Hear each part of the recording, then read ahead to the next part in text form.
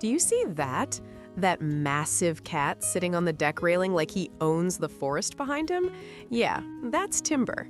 And if you think he looks majestic now, you should have seen him 3 years ago. Actually, no, you wouldn't have wanted to see that, because what I found that winter afternoon wasn't a cat. It was a barely breathing ghost trapped in a cage left to freeze in the snow. Let me take you back to where it all started. December 2021. I was hiking one of my favorite trails just outside Portland, the kind of trail that makes you feel alive, you know? Tall pines, crisp air, that satisfying crunch of snow under your boots.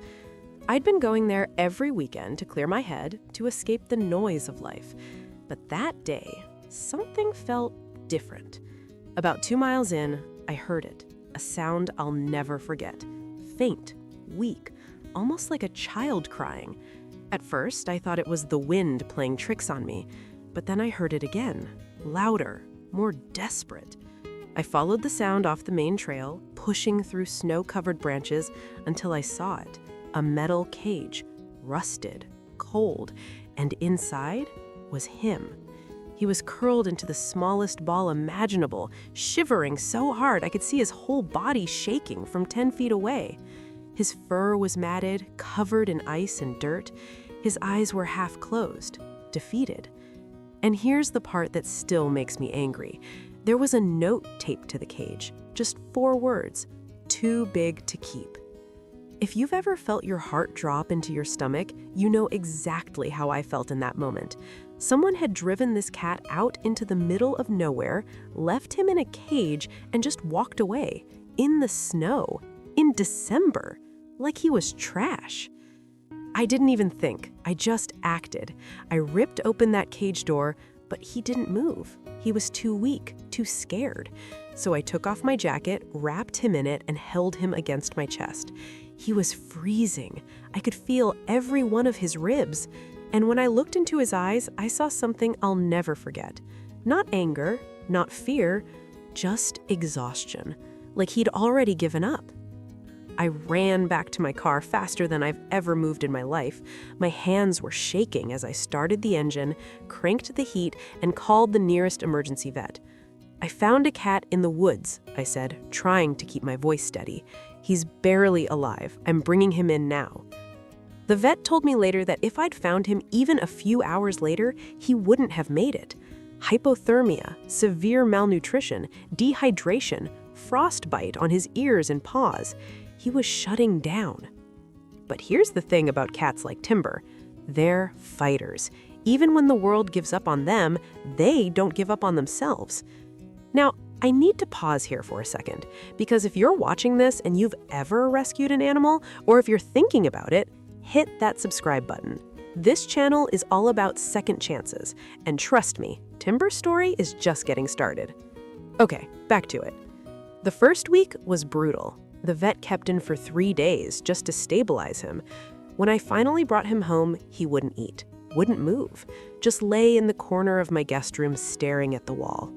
I sat with him every night, talking to him, telling him he was safe now. I didn't know if he could understand me, but I needed him to hear it.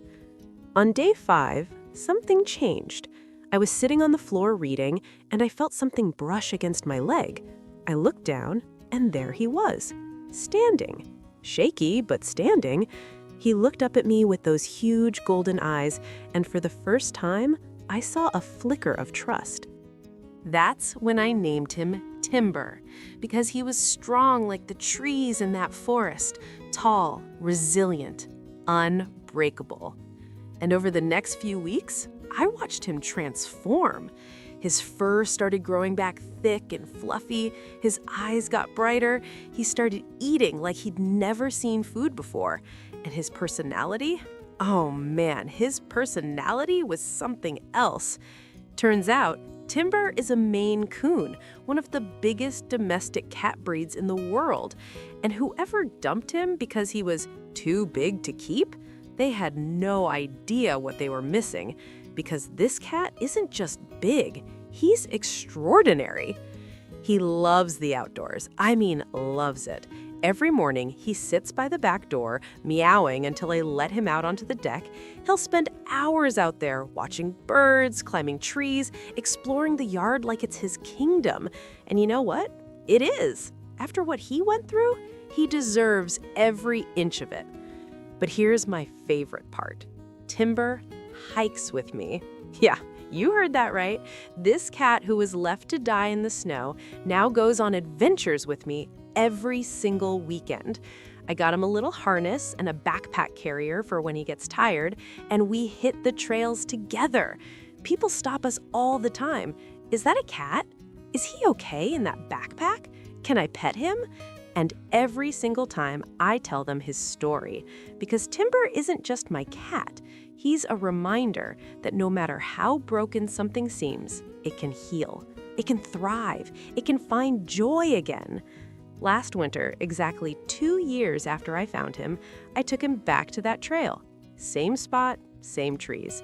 But this time, there was no cage, no fear, just Timber sitting on my shoulder, purring as we watched the snow fall. I won't lie, I cried, because I kept thinking about that note. Too big to keep?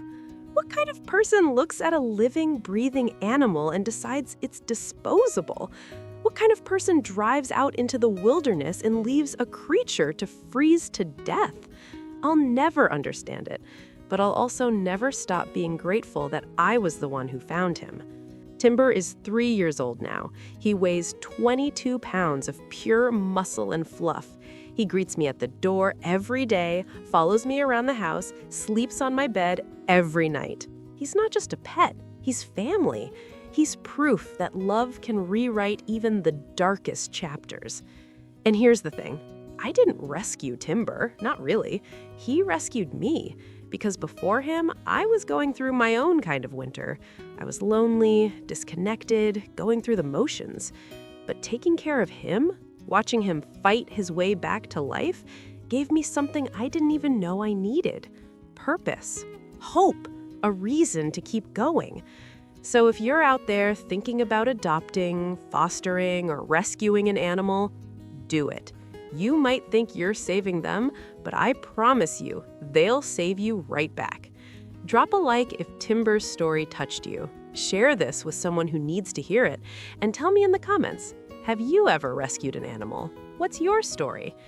Because here's the question I keep coming back to. That person who left Timber in the woods, do they ever wonder what happened to him? Do they ever think about the life they threw away? And if they're watching this right now, I just want them to know one thing. He's thriving, and he's never been happier. What would you have done if you found Timber that day?